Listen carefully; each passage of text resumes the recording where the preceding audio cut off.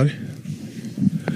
Hey, Draymond, over here. What sort of sparked your defense in the second half? They only scored 42 points.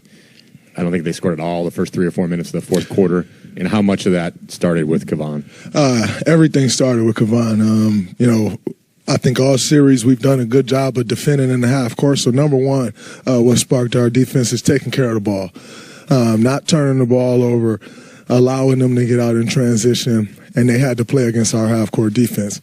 For the most part, all series, our half court defense has been good, but we've given them transition opportunities and then also second chance points. So where it started with Loon, that was dominating the glass. Once we dominated the glass, then it allowed us to show how good our defense had been. And, once we did that, it allowed us to set our offense, get good offensive possessions, and we connected the game together. But Kevon Looney was huge. Andrew Wiggins, incredible defense. Everybody started boxing out. It was great. GP came off the bench.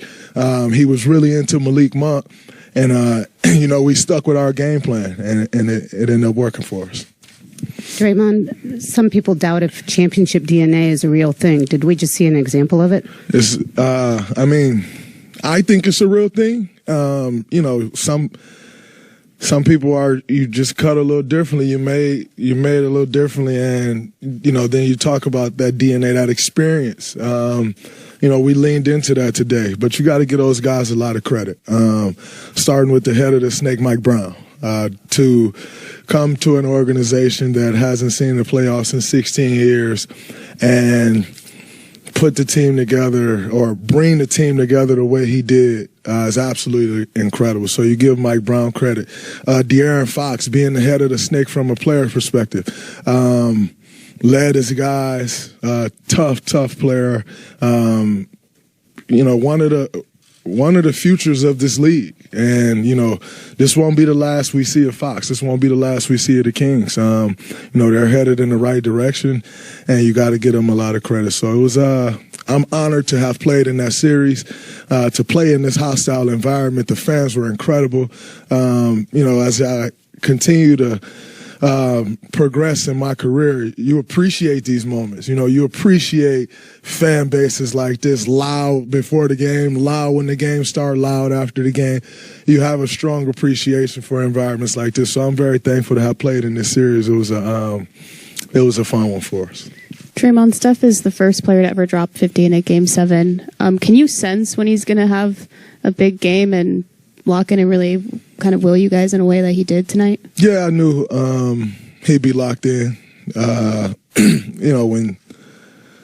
When you have an opportunity like tonight, Game 7, we haven't had this opportunity many times. I think this was our 5th one. We played over 30 series, and this is our 5th Game 7, so they're rare. When you have rare situations, rare players do rare things, and Steph Curry was that tonight. He was absolutely amazing. He controlled the tempo of the game. He controlled the pace. No turnovers. I think he had 1 turnover the entire game. He had the ball the whole game. You can tell when he's locked in and he's laser focused, there's not many defenses in the world that can stop him. Hey, Draymond. You and Darren had a nice smack talk going throughout this entire series. And after the game, you guys had a nice moment together. If you don't mind sharing what you said to him in that moment. Just pay my respect. I've been in a lot of playoff series against a lot of different guys. And if I'm honest, you leave most with less respect for a lot of guys. Whether it's, how they act in the moment, how they step up to the pressure. I've lost a lot of respect for guys over the years in the playoffs.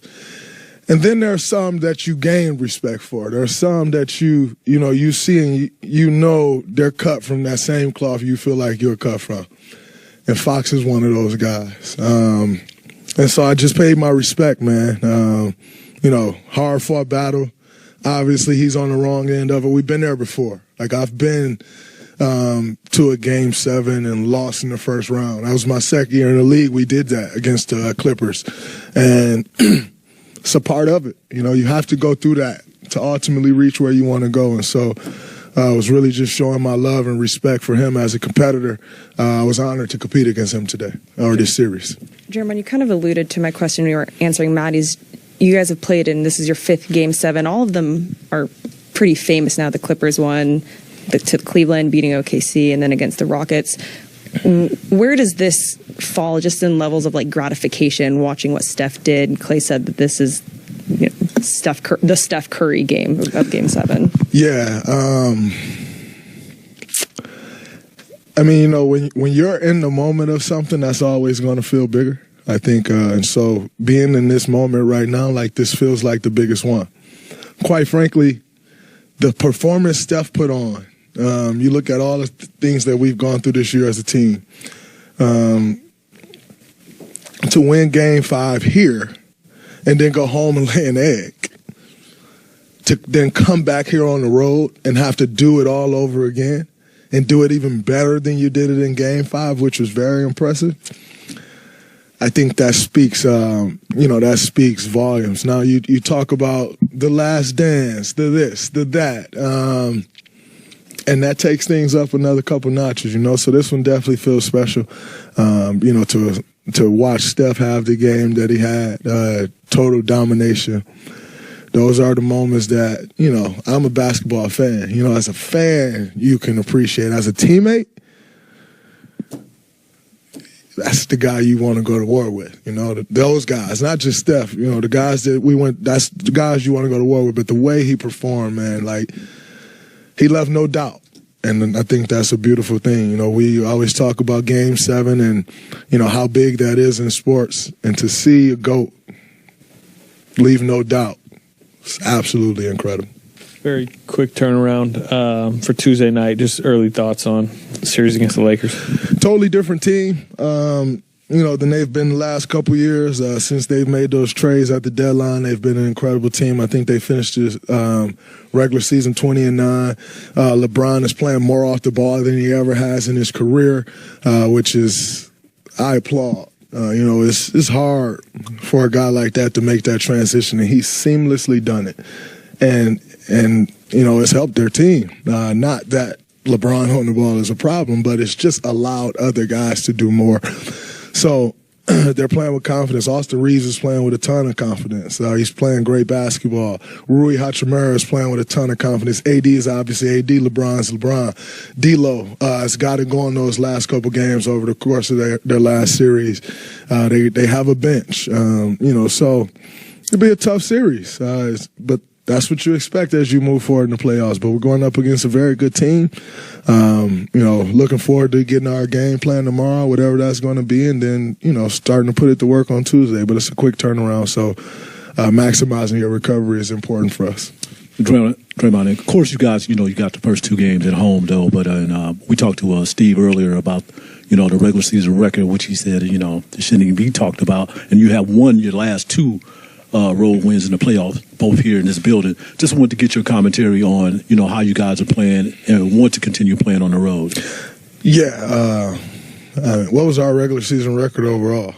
Anybody? Yeah. What about our overall record? 44-38. Yeah, who cares? Regular season is regular season. It is what it is. We had our struggles. We don't make much of it. We didn't come into this series like, man, we haven't won on the road.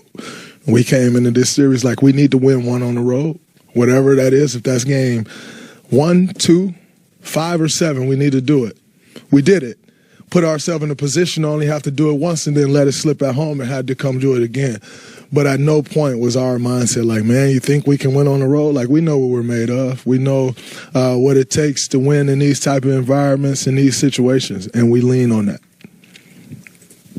Draymond, you mentioned the last dance without getting into any of that stuff in terms of the future. There is this sense that, it seems like the rest of the league's kind of trying to turn the page on all of you guys, right? The Warriors, LeBron, like every time I'm down there, we ask him, how are you still doing this at 38?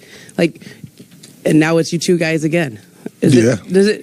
How are you guys still in this position, and especially against him? Well, I think number one, you're talking about some of the ultimate competitors. LeBron is one of the ultimate competitors. Steph, Clay, myself, Loon. ultimate competitors. And so to have these opportunities we don't take for granted. I think, who you are as a professional show during these times. Here we are 8 years later from the first time we met in a playoff series and still playing at that level. That's special. It says a lot. It says a lot about who you are as a pro and how serious you take this, how you appreciate this game. And I know I speak for all the guys I just mentioned when I say the appreciation for the game and for the stage, for the lights. Like I was talking on my podcast the other day after Game 5, I think it was, just like that feeling that you get playing in these type of environments like that, it can't be replicated. It's like